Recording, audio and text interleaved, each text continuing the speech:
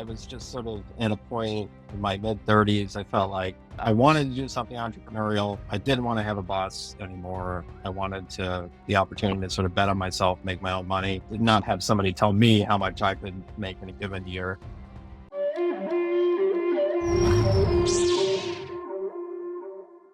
If you've ever dreamt about being your own boss and determining your own pay, our guest today is sure to inspire you. Kevin Link went from being an attorney to the co founder of 1000 Flips and the driving force behind Four Brothers Buy Houses, a booming real estate investment firm based in Washington, D.C. Kevin's journey is a testament to seizing opportunities and achieving remarkable success. Welcome, Kevin. Hey, thanks, Mike. I appreciate you having me on. When we spoke briefly the other day, I held myself back from asking this question because I wanted to make sure the response was fresh for me here. I'm really curious, what makes an attorney who investigated security-based financial fraud decide to jump into real estate? I thought you were going to start with an easier question, Mike. I think everybody that was like in my life at that time also thought it was, and by interesting, sort of a crazy move. But yeah, I was doing like trial work for securities fraud, as you mentioned, and enjoyed it a lot. But well, first of all, my boss started telling frozen pizza jokes. We got to a point where he was telling a lot of jokes about frozen pizzas, and that became alarming to me. I also had a colleague there that used to ride a stationary bike during lunch, and he would wear a helmet. So I was like, okay, these are things that I feel like are not positives for my current work environment. I'm just sort of, going. So there's the pizza jokes that I've heard many times, is in this gentleman has on a helmet. Um, but in all seriousness, I was just sort of at a point in my mid 30s. I felt like I wanted to do something entrepreneurial. I didn't want to have a boss anymore. I wanted the opportunity to sort of bet on myself, make my own money. Sort of make not have somebody tell me how much I could make in a given year. And real estate seemed like a path where I could potentially achieve that. So it was a big risk. I left a very stable, well-paying job to sort of go off on my own. And I think a lot of people thought it was kind of a crazy move at the time, but I'm certainly glad that I did it. But ultimately, it was just for the freedom of being able to not be beholden to like corporate politics and a boss and all the things that come with working for a larger entity, and just sort of being able to rely on myself and, make my own decisions and not be affected by decisions that, people two levels above have made, et cetera, et cetera. How long did it take you to make that decision? Like, was that like over the weekend, or were you thinking about it for a couple of years? I thought about it for like probably a good 2 years. I sort of like kicked it around, but when I was like getting really serious about it, maybe kind of over like a 2 month period, I was like, what am I going to like, if I do this, what am I going to do? Or like, what are my first steps going to be out of the gate? Like, how is this going to look? What's the plan here? And then I just kind of pulled the trigger. I had to go in and just kind of do it. It's like one of those things where it's easy to continue. It's easy to kick the can on. So I just had to go in and be like 2 week notice and did it. Did you already have experience or a few properties under your belt when you did that? Like, what gave you the confidence or determination to make that leap? Yeah. Well, as I mentioned, I was at that time surrounded by people who ride stationary bikes with helmets. So I already had very high confidence, by comparison. But so I ended up with Four Brothers doing this with a partner, somebody that I had gone to undergrad with. We started Four Brothers together, and he had done some flips prior to us kind of going all in on it. And so there was a little bit of background there, not a ton, but there was some infrastructure in place. But it was more just like, I'm just gonna sort of figure this out and kind of break through whatever walls I've got to break through, understanding that there's going to be sort of frustration along the way. And there was. The first year was like very rocky up and down, but I was sort of like any new venture, you got to sort of power through. And that sort of was the kind of the mindset going into it. I was like, I'm gonna make this work sort of no matter what. Did you have like a baseline where you're like, okay, I have this much money saved in the bank. I know I could go this long without, or did you have investors or like, speaking from our corporate jobs, it's like, it's always that fear. You're like, okay. And then do you have enough? So I basically had enough where I was like, I can do this. Like, I can really give this a solid go for a year and like the first year was not great by any means, but it was still profitable. And then year two is when I really sort of started to kind of figure it out, learn from year one and kind of year two, and then into year three, kind of really kind of got going. So I had a cushion. It wasn't like, if I was going to have to, after 2 months turn around and go back, that would have been tough. But so I was sort of planning, I was like, I've got a year to like really figure this out and make this like get to a point where I feel like this is sustainable. But the first year was hard. First year was tough. It's frustrating. I mean, I had to learn, I didn't know that much about real estate at all. I had to learn a lot and make a lot of mistakes and do some bad deals to figure out how to do good deals. Yeah, it's frustrating. What made you not quit? Like through all the frustrations, what got you to push through it? I think stubbornness. I don't know. That's probably like, yeah. I was like, I don't, if I was like, I don't want to go back. I like being a lawyer. And I miss aspects of it, but I was like, I don't want to go back at like, and apply for my old job. Like, I don't want to go back and, for all the reasons that I left, I was like, I don't want to go backwards. So I was like, I have to figure out, like, I just didn't really allow myself to think of it as an option to fail. What was part of that not wanting to go back, kind of this internal feeling of, I don't want to come across as a failure to your Oh, of former course. colleague? Yes, absolutely. Yeah. I was, of course. Yeah. Been like, yeah, what a conversation. Been like, hey guys, I'm back. You'll notice I'm now wearing a helmet. So I was gonna say for your motivation each day, did you keep a helmet and like a frozen pizza box by the door just to keep you into so?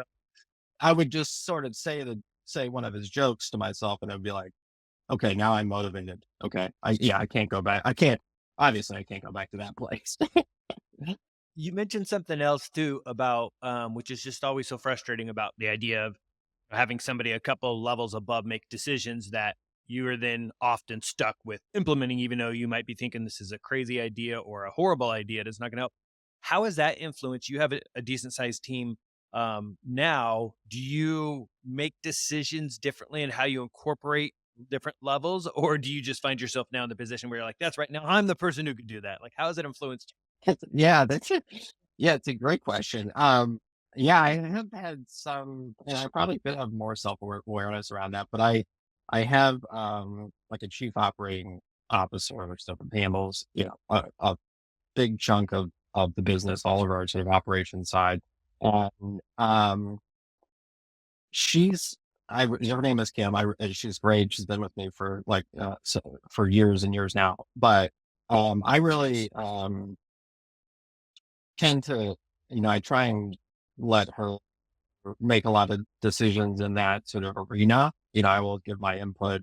What I really want from her, I think that if you hire the right person, they can make most of the decisions and you can trust them and then trust them to come to you when they actually need the help. That's harder to find than I've learned than it sounds. It's like, but she's really good at that. So she makes a lot of decisions and she'll just come to me when she's like, I don't know. I'm not sure. Like you decide and then I will. And that has been a really good relationship, but it's hard to find those people where you can trust them not to make, a bad decision, or you can trust them to come to you when it's appropriate instead of coming to you all the time for stuff that they should know. So, um, I think it more just comes down to hiring well, which is kind of like always an ongoing struggle for small businesses. I think, hiring, of course, is like a super tough part of small business.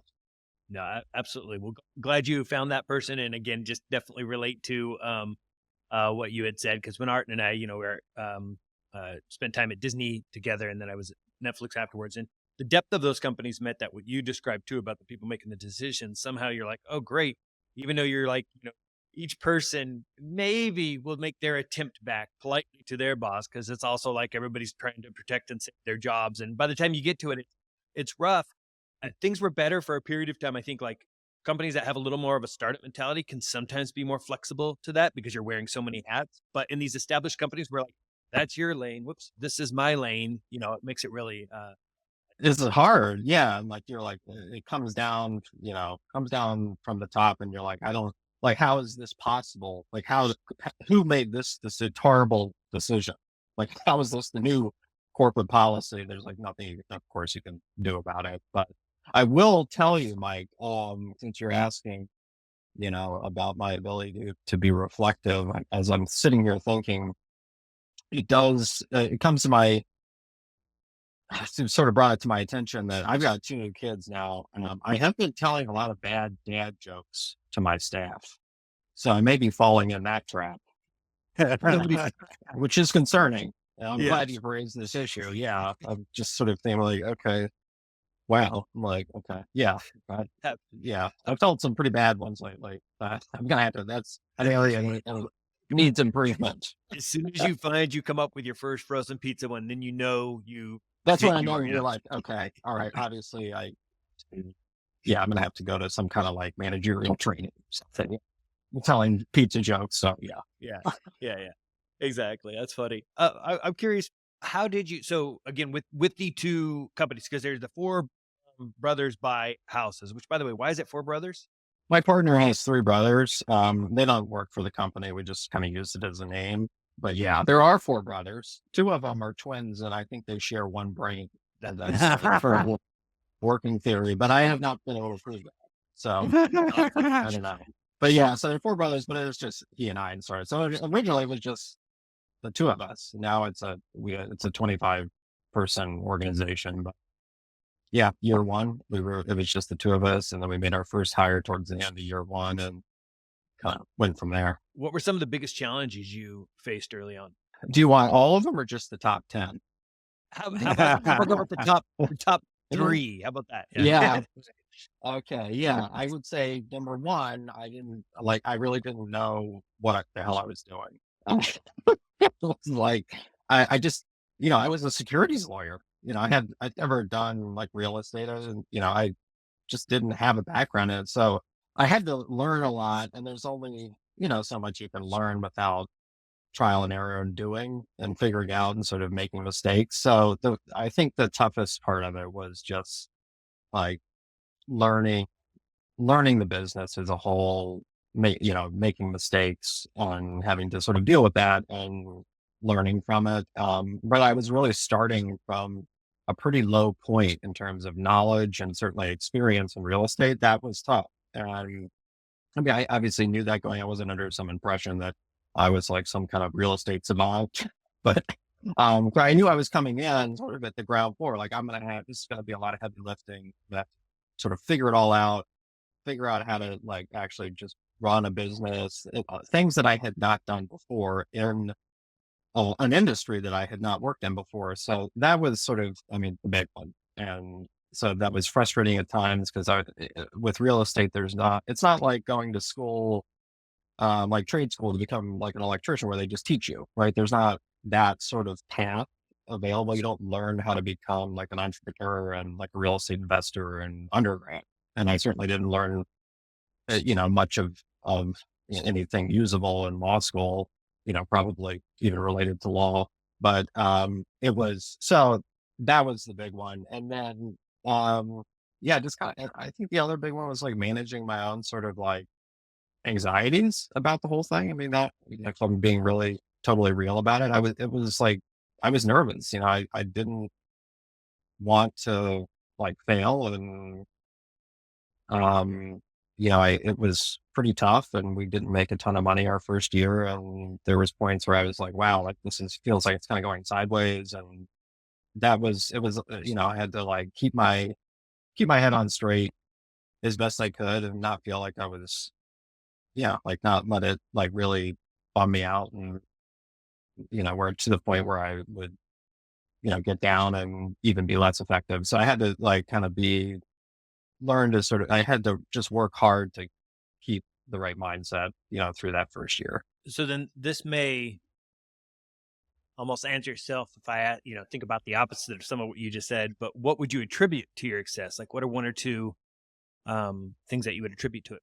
A big part of like being a real estate investor is finding off market properties, right? Like figuring out ways to find properties at discounted prices. I mean, that's kind of the whole game. So, part of it is marketing where we send out direct mail and do different types of marketing to, solicit people, would be sellers, to reach out to us who are interested in potentially pursuing a path to sell their house off market as is. That part is not that hard to figure out. I mean, there's some nuance to it, but it's a pay to play type system like any kind of marketing. And you can do direct mail or pay per click or pay per lead. There's a variety of sources. None of them are a secret. So if you're willing to sort of put in the money, you can generate lead flow of people that want to explore this option of selling their house to you as an investor. The hard part is, having a process in place where you go and you meet those sellers and you win the business most of the time. And then, of course, obviously building out sort of your process to, close on the house and all the things that happen after that, but sort of the battle is won or lost, in winning the sale, not winning the lead, it's winning the sale. And, I was able to, and as a lawyer, I'm not really a salesperson by nature. And, um, so I had to sort of figure out how to close the business with sort of the tools that I have. And tried different sort of presentations and deliveries and blah, blah, blah, and all these meetings. I've done thousands of meetings with sellers now. And I think the thing that ultimately kind of got us where sort of on the right trajectory is just the sort of willingness to sort of try different things and figure out a sales process that is sort of really works most like for pretty much any personality. And I incorporated some techniques like trial techniques and little things that I learned as a lawyer, and that helped. But that was the difference, like coming up with that sort of system that works where I could close enough business at a high enough rate where it really started to take off. And I guess I think it was just a willingness to continue to sort of modify it until each sort of component of the presentation I felt like was perfect and effective. And that ultimately is, I think, what made most of the difference. And I'm curious, just as you mentioned a little bit of your process, it sounds like you do a lot of, is it more like the snail mail kind of outreach to individuals? And then after that, it's once you hear back from them, that's where you're, showing up in person or whatever, just having those conversations? Or do you do cold calling, other things too? Like, have you honed in on a specific approach? As of now, I've got cold callers. I do direct mail, snail mail. When people, go to our website. So I do SEO to drive website traffic, pay per click, pay per lead. We have a very bad television commercial. I should inform you. I would recommend that nobody watches it because it's bad. I'm in it, which is the main reason it's bad. But it's like another thing that I'm like terrible at is We're looking it up. like We got to find it. acting. Yeah, it's alarming. I think there's you probably would not have invited me onto the show. I've seen it beforehand. So, and you will never see it unless you live in the DMV area and you're watching like, The Price is Right at 2:30. Okay. So that's like the only time it airs, but, yeah, so we do TV. And so a lot of our lead flow is inbound coming to us from the marketing. And then I've got sort of an inside sales team that handles all those calls. Got it. Do you still go to close any of these deals yourself? I do. I have some other outside sales guys now that I've trained, but I still do appointments. For me, I mean, not because I like doing them, but I need to stay like sharp, because I train the sales team and and I do this, with 1,000 flips, which is like real estate coaching. One of the things that I always had a gripe about with like all the real estate coaches out there is that most of them are full-time coaches. They're not running a business. So maybe they did at one point, but they're not now. They're full-time coaches. And I don't, it's a evolving business industry, things change. And, I feel like for me, in order to sort of provide an authentic product, as far as coaching, I've got to be doing it myself and stay sharp in that regard. Makes sense. You're on TikTok. What made you choose TikTok of all the platforms? And I didn't see many dancing TikToks either. You actually seem to just, I was going to do some like Whitney Houston songs pretty soon, I think, something like that. My partner just kept telling me he thought I should try TikTok. And I was like, well, I don't do any social media. I'm like, number one, I'm bad at it. Number two, I don't have a TikTok account. I don't even know exactly what it is. But he like just badgered me enough where I decided to do it. Um, and so I got like my first like 10 videos basically are like could pass for like the Blair Witch Project. They're very bad. It's like, oh, that looks like a ransom video. Cool. And they sort of slowly got from horrible to like maybe just below mediocre. And that's kind of where they are now. I realized it was like the only thing that I can do is provide like good content because my delivery is going to be like not great. You know, um, I'm just like, I'm so bad at that kind of like acting. I mean, the commercial, when I went to film this commercial, right, line by line, right, they're like, say this line, and I would say it, and they would be like, okay, so that was terrible. Now, what you need to do is do everything better, like smile, energy, like do all these things. And I would be like, okay, and I would do it again. They were like, all right, that was the same as before, and then eventually they would get so frustrated, which was sort of my strategy all along. But they would be like, we're just going to the next line, and I was like, great. Uh, So yeah, it's just like that, my thing. But so I started doing TikTok. It's just sort of like a way to get some content out there, and I haven't been as good about doing it lately. But so I got to get back into it. It's not my favorite thing to do. I'll admit. You might need a jingle or something, yeah, for 1,000 flips, and then Yeah, I don't. I need somebody who is like a social media wizard to be like, or maybe like a ventriloquist could like help me or something like that. Like I need somebody to like kind of take over at this point. Yeah. it's the AI tools for you today. We'll just AI version of Yes. yeah. I mean, Yeah. you've This is seen yeah. beautiful. Like They've got animated version of me or something. yeah.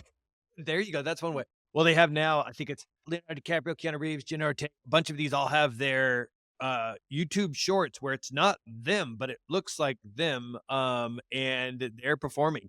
And it's pretty amazing. So this could be the future use of it. And then you I don't understand that. Yeah. Like how does that's so confusing. How does that even work? I'm so like technologically behind. I'm turning into like my mom in terms of like figuring it out. exactly.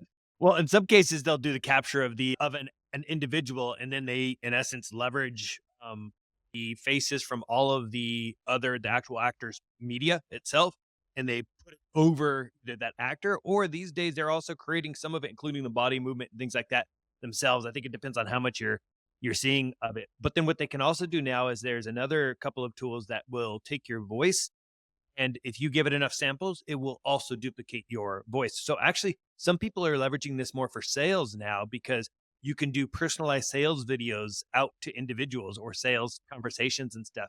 And sometimes it's just changing a little name because AI will then just adjust your lip movement when you're saying the person's name. And then that can go out and it feels like you made a video for them. But anyway, it's quite fascinating. or automatically translate it. I've seen people like record a sales video in English, and then AI changes it in Spanish automatically. Is there a way to do like an AI version of me that can like be in charge of putting my kids to bed? I Yeah. would pay for that one for Yeah. sure. I'm a top customer. Yeah. Yeah. You guys would miss it eventually. Come on. Oh, you say that, but No, that's fair. In the future, that'll be the robots, and that'll be when you eventually realize, though, that they take control and you're locked up somewhere now. which sounds ideal to me. I long for those days. Yes. I'm curious going to 1,000 flips because 1,000 flips. When did you start 1,000 flips? Earlier this year, 2023. So, and I started it. I was like, hey, and that's why I started doing the TikTok thing too. But I was like, I'm going to start doing some coaching. So I started it earlier this year, and it's starting to kind of pick up. And I mean, yeah, I'm enjoying it. Like I like it. I teach like a law school class, so I part of me enjoys sort of like teaching to some degree. But yeah, relatively new venture. And so what's the mission of 1,000 flips? The idea was, of course, to try and, monetize, like take our, my experience in real estate and help other people in other markets sort of learn and get started and sort of go through, help shorten the process that I went through when I switched over, make it more accessible for people to actually leave their job and, or start doing this on the side or whatever it is that they want to do, make it a more of a doable thing, by kind of cutting out a lot of the issues that mistakes I made and help it sort of present like, here's kind of a path that works. And I can teach that to you to sort of speed up your process of getting into this industry if that's what you want to do. So a lot of the challenges that you faced in that first year, 2 years, however you want to say, you're like, okay, here's all those learnings so that you don't have to experience, or at least experience far fewer than you. Exactly. Yes. And then I tell them the pizza jokes and I'm like, that's your alternative. So you're probably going to want to learn this. I admit I'm going to look up some good pizza jokes after this, just because now I feel like I'm going to tell this is you. my I'm going niche. to tell you one of them. Okay, my boss. He would occasionally tell me that he was considering becoming a comedian, and I would be like, well, number one, that is for funny people, so that would not apply to you. But go ahead, yes. And he would be like, so imagine like I'm up on the stage, right? And I'm telling some jokes, and let's say nobody's laughing. I'm like, yes, I can imagine that. Go ahead. He said, this is what I would say. I would say this. I would go, well, I can't help but notice that nobody's laughing. Maybe it's my delivery, or is it DiGiorno? Wow. Yes. Yes. That So, might, so yeah, you hear that yeah, after you've heard that like 4 times, you're like, obviously a career change. I have to make I can't stay. This is not yeah. an environment that I can operate in. This is not healthy. Yeah. Wow. Yeah. I Yeah, can't even take that one to that'll my take the kid. breath out of you. Yeah, that'll knock Yeah, exactly it. Good thing he was, testing these out. I mean, you were ultimately just his audience to determine what should, like Seinfeld said, you have to have so many jokes to kill out to know which ones you actually want to the to Yeah, I don't know if there's a path for you in stand-up comedy, but you could maybe be a contractor like for like Guantanamo Bay.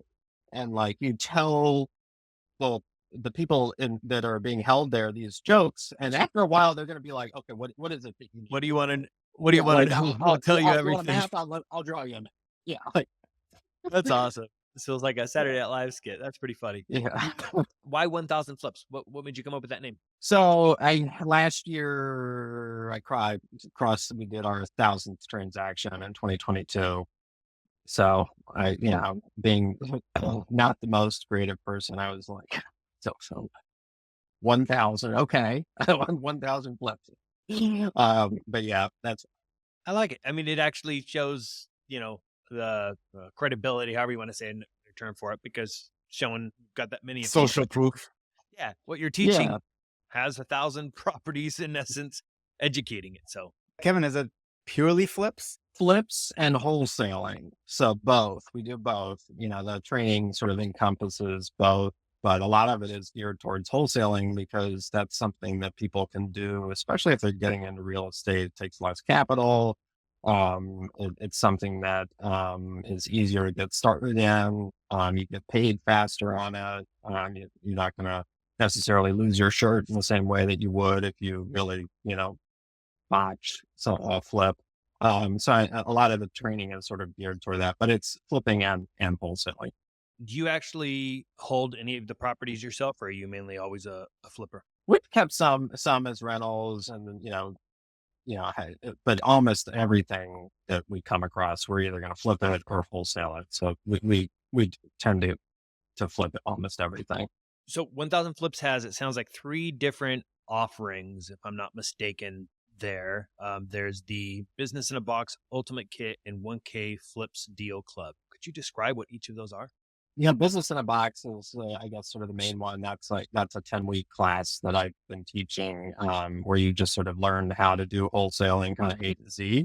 Um, but what I kind of found this year in doing 1,000 flips, like running this business, is really, which I probably should have been intuitive to me at the outset, is what I talked about before. I think at the end of the day, the whole ball game is sort of the sales process. Leads can be generated. A lot of people seem to have this misconception that like I we have magic leads that we get. We have the same leads as anybody else. We just send out mail. I don't have like a magic letter that I send out where people are like, oh, I got to call this guy.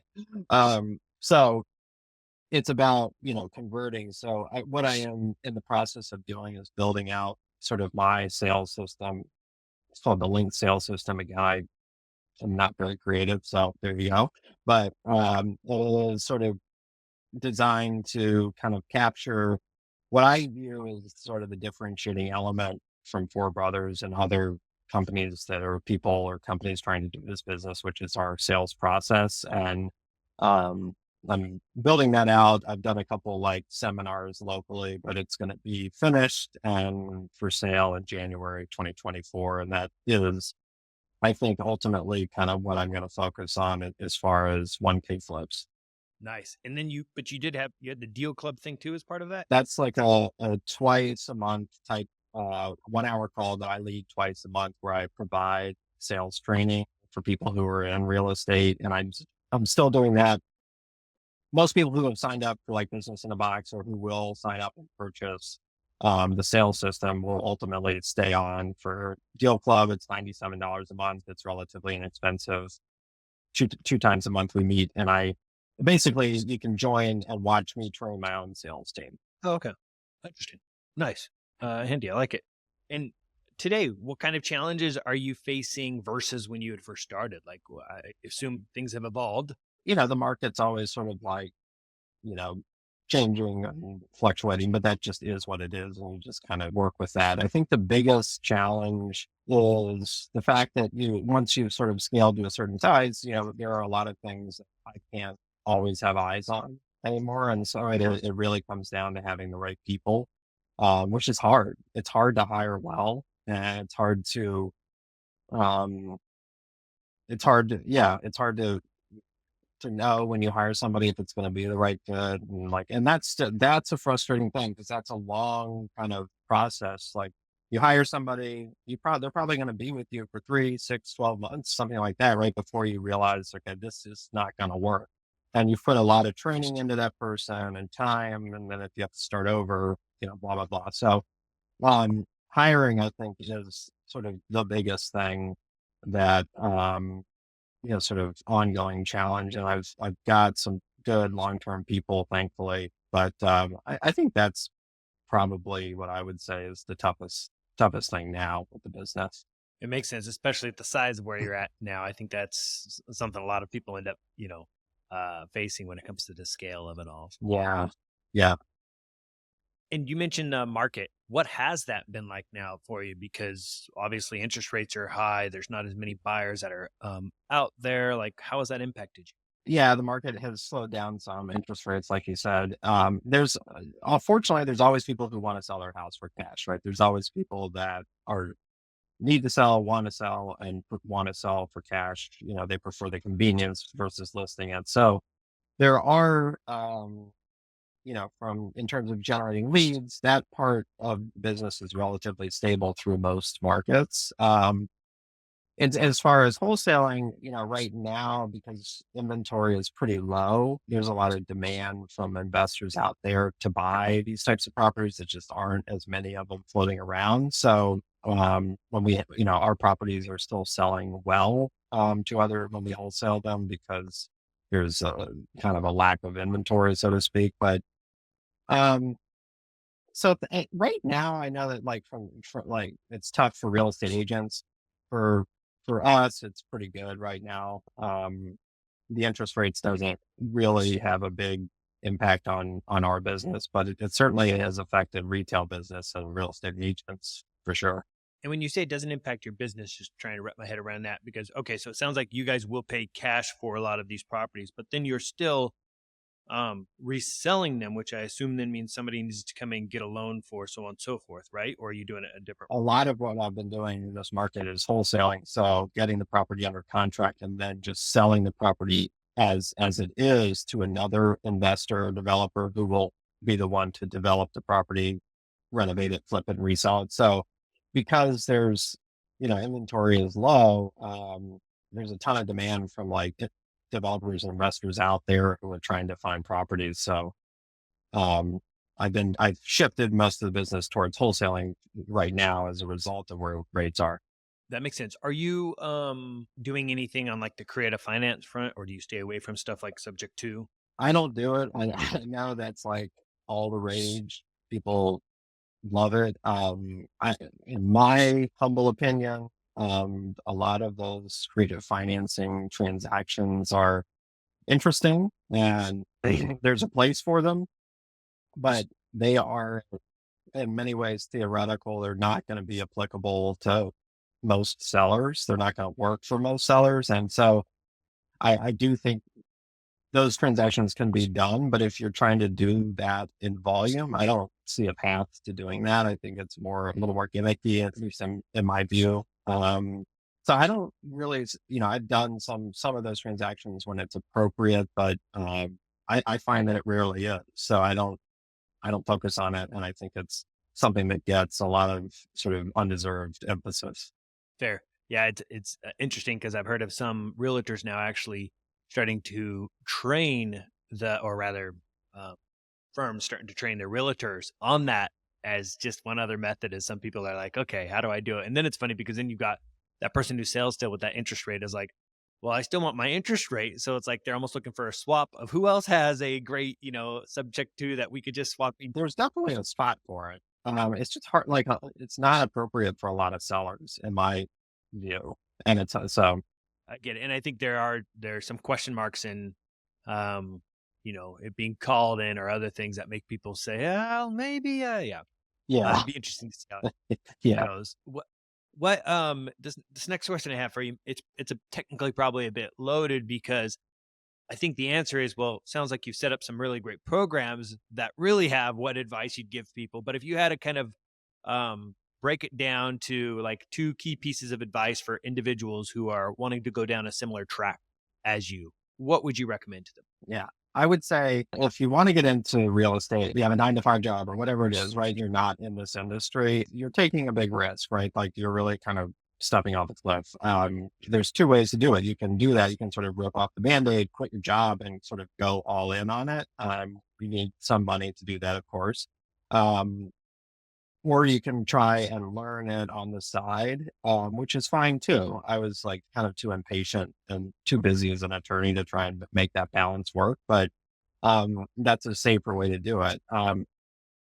If you're getting into the sort of the wholesale space or the rehab and flip space, you need to find somebody. You have to find somebody that can help sort of get you started. Otherwise, it's going to take you forever. It's hard to learn. You don't want to learn from trial and error. It's hard. And so whether that's like 1,000 flips or you have a mentor in your market that you know and actually trust or whatever the case may be, you've got to find somebody that you can sort of learn from. Otherwise, it's going to be a long, long road. So, but with that, I would put an asterisk on that. Be careful with these real estate coaching programs. There are a ton of them out there. And I've looked at a lot. I've looked at so many of them over the years. Most of them are terrible. They're expensive. They're not great. It's not going to get you sort of the know-how and the tools to where it makes a difference. So, sort of choose wisely. If you're going to do that, find a program that you've really researched.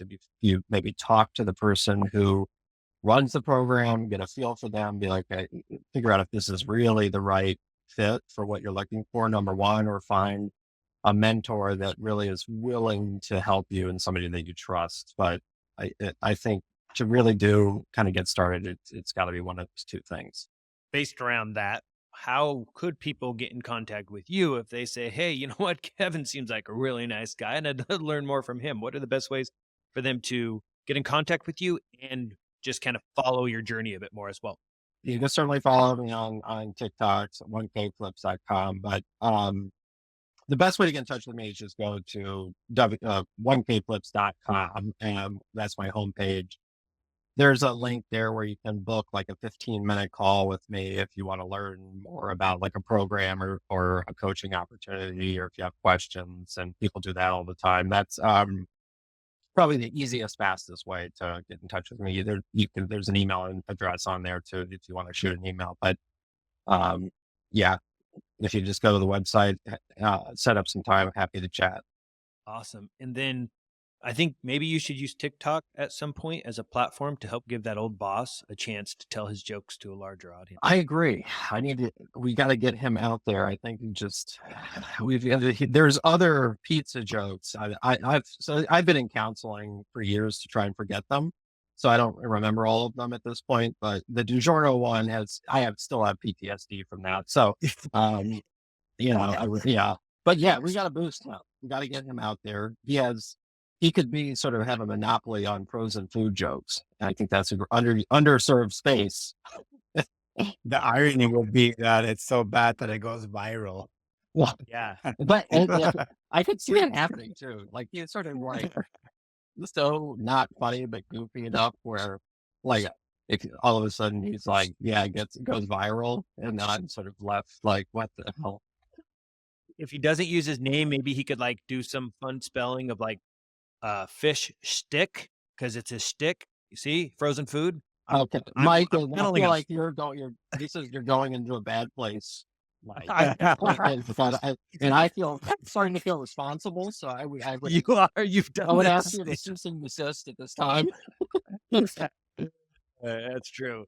Yeah, I know when I run these by my kids, and they even look at me like, I'm ashamed of you." And Yes, I've gone that's too far. So. that is an excellent litmus test. Yeah, you tell a joke to your kids, and they're kind of like, "Oh boy, yeah, Yeah. that's when you've arrived at sort of full dad joke mode." Yeah, exactly. Yeah. Somebody the other day on LinkedIn had this question out there. They're like, "Is there a limit that we're allowed for dad jokes each day?" And I'm like, "No, I think that's just what you earn finally when you become." This has been like woven into our genetics. I'm convinced. Like the older you Something get, unlocks. you are like the more easily humored you are, or something. I don't know. There must be some survival like instinct associated with that. It's totally true. That's awesome. Kevin, it's been great. Artin, did you have any other questions you want to throw out? No, this has been great. I was all ears because I was soaking it all in because I'm personally so fascinated by real estate. So this was great. It was a pleasure having you. I think we would love to have you on again to just probably dive into more specifics topics versus a more broader. But this was great. Thank you. I held myself back because I'm super curious to get in, including how you actually get into some of the specifics of the reach out, the marketing. And it's really cool that you've created your own approach on the sales side too. And there's no better way to do that than to have all the learnings from all the, All failed or the successful. failed, Yeah. yes, all of the failed pitches. Yes, exactly. Yeah. Like, whoops, that one didn't Right. work. They didn't like the jokes either. Yeah. Yeah, be like, oh, well, I said that, and they all stared at. Yeah, So, exactly. yeah, Right. anytime. Thank you. Enjoyed being on too. Thank you for having me. Oh, thank you. Thank you so much. And for anybody watching and listening, make sure you subscribe, share, and follow.